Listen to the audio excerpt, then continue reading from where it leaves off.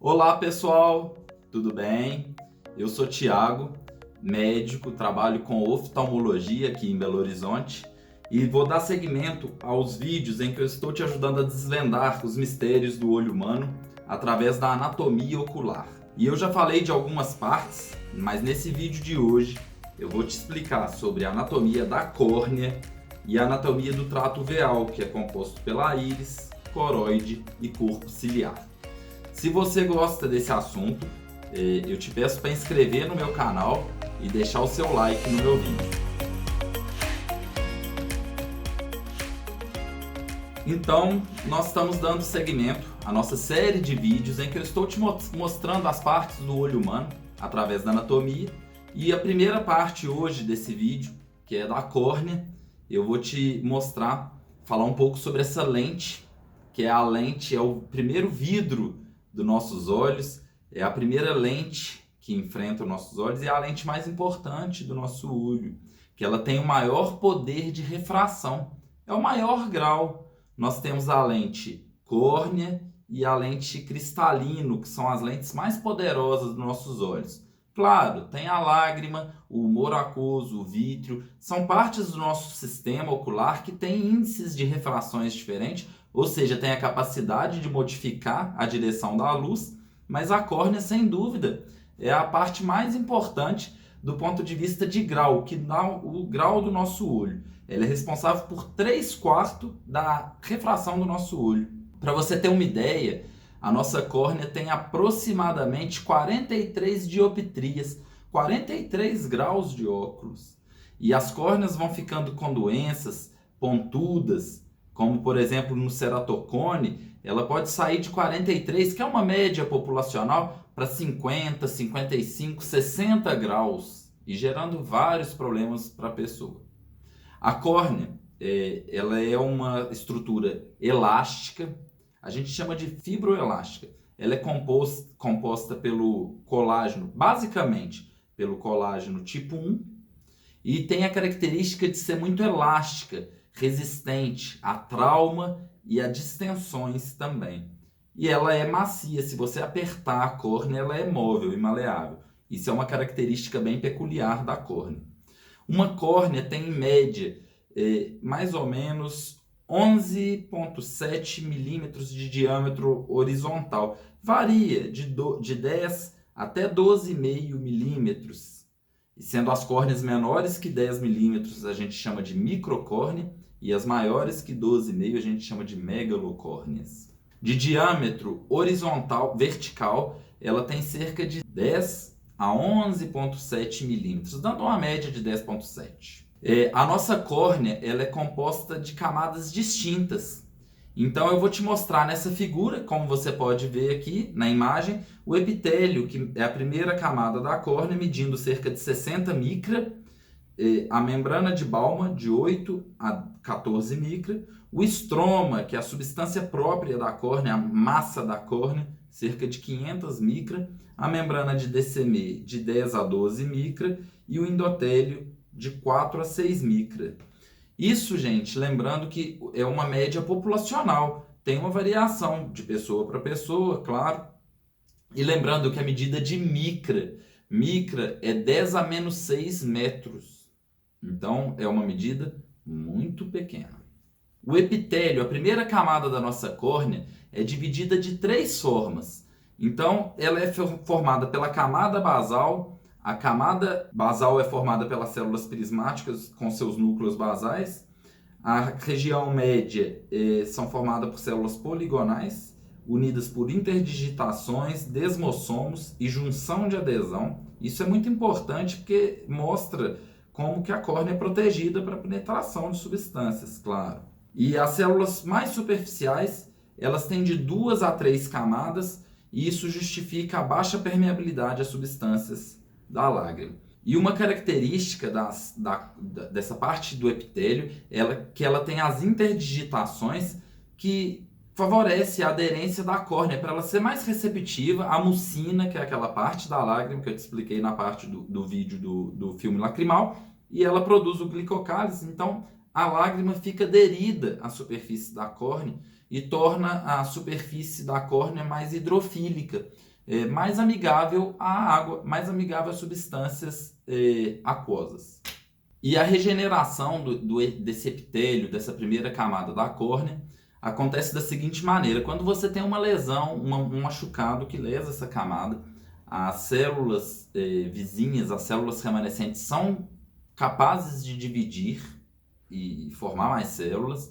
Há uma migração da margem para o centro, e o limbo, que é a região da beirada da córnea, da margem mais exterior da córnea, ele tem células com capacidade regenerativas grandes. São células indiferenciadas que se dividem e formam o epitélio. Isso já acontece naturalmente no processo de turnover, na regeneração desse epitélio da córnea.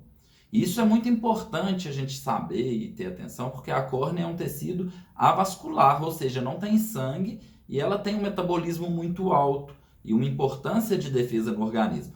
Então, há a lesão, os neutrófilos digerem, consomem aquele resto celular que ficou por ali, organiza o processo. Cerca de 24 horas o epitélio já está ali, tem epitelização em toda aquela área, e em até 72 horas está completamente regenerado. Claro que as células vão mudando de forma ao passar do tempo, mas estão regeneradas.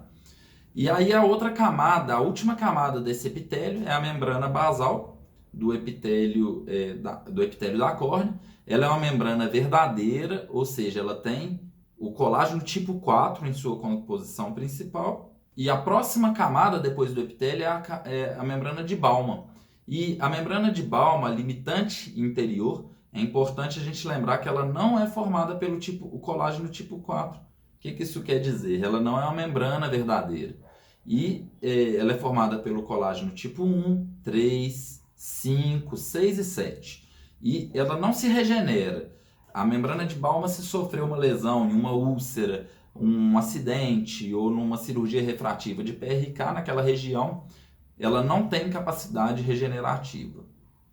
É importante a gente ver sobre as superfícies da córnea, como que é feita, já que não chega vaso sanguíneo, como que é feita a difusão dos nutrientes pela córnea. E uma das formas, como vocês podem ver aqui, é uma forma paracelular entre as células adjacentes ao epitélio. A difusão é limitada às zônulas de oclusão, e transcelular, através da difusão do citoplasma de cada célula, com uma saída direta para a membrana oposta. E uma coisa interessante da gente ver, porque muitas pessoas acordam com a córnea embaçada devido a um edema. O edema é um inchaço da córnea e isso representa perca da transparência da córnea. E por que isso acontece durante o período noturno? Porque a gente está com a pálpebra fechada e não há difusão do oxigênio no meio externo. O nosso humor aquoso, que é a parte de nutrição do lado de dentro da córnea, também está um pouco reduzido. E a córnea consome glicose e forma o ácido lático, que deixa o ambiente ali ácido. Isso favorece um desequilíbrio, um edema que acontece geralmente à noite. Isso é comum, a gente acordar com a córnea um pouco embaçada. Então a córnea ela é inervada pelo nervo trigêmeo, a divisão oftálmica do nervo trigêmeo, e pelo nervo ciliar longo, chega e inerva a córnea. E temos na córnea a inervação profunda dela é menor, a córnea tem menos sensibilidade em regiões mais profundas e mais sensibilidade na região mais superficial, mais subepitelial. Por isso que quando tem a úlcera, que tem uma desepitelização na cirurgia refrativa nas primeiras horas, há uma intensa sensibilidade da córnea. Por quê? Porque ela tem anteriormente um plexo subepitelial no estroma, mas bem superficial, e isso dá à córnea uma capacidade, uma característica de sentir dor, de sensibilidade muito grande. A córnea tem 3 tipos de receptores, são os nociceptores, os receptores, os mecanorreceptores e os receptores de frio. Então a córnea percebe temperatura, percebe contato e toda a situação do ambiente, ela tem a percepção. Por exemplo, você coloca a lente, mesmo depois que você acostuma com a lente de contato, você tem percepção do contato daquela lente na sua córnea. O reflexo óculo-palpebral é um reflexo importante que nós temos na córnea e ele é feito via nervo ciliar, oftálmico e trigêmeo. É um arco reflexo, você não precisa pensar para piscar a sua córnea, se cair um cisco você pisca, se você achar é um arco reflexo e essa é a inervação envolvida nessa questão. Então, como que é essa questão da hidratação da córnea? Já que eu expliquei que o edema, o inchaço, muda a transparência da córnea, nós temos bombas de sódio e potássio no endotélio, a parte mais interna da córnea, que faz uma regulação da osmolaridade, da concentração de sais em uma região e outra, e faz com que a córnea se desidrate. Ela mantém a sua transparência através dessa desidratação.